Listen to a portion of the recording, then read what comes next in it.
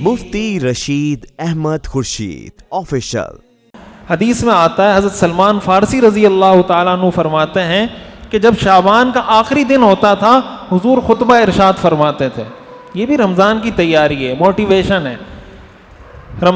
شعبان کے آخری دن حضور صحابہ کو جمع کر کے خطبہ ارشاد فرماتے تھے اور فرماتے تھے قد اظلکم شہر عظیم، تم پر ایک عظیم مہینہ آنے والا ہے، شہر مبارک، بہت برکتوں والا مہینہ ہے، فیہ لیلۃ خیر من الف شہر، اس میں ایک رات ہے جس میں عبادت 1000 مہینوں کی عبادت سے بہتر ہے۔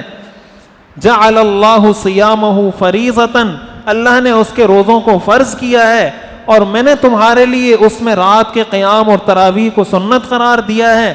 جو اس میں نفل پڑھے گا اس کو فرض کے برابر ثواب ملے گا، جو فرض پڑھے گا اس کو 70 فرضوں کے برابر ثواب ملے گا۔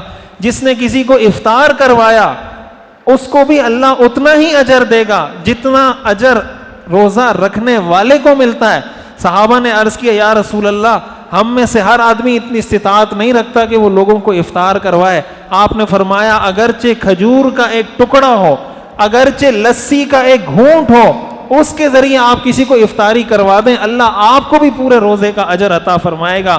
حضور علیہ الصلوۃ والسلام نے فرمایا جس نے رمضان میں اپنے ماتحت لوگوں سے بوجھ کو کم کیا، اللہ تعالیٰ اس کو جہنم سے خلاصی عطا فرمائیں گے۔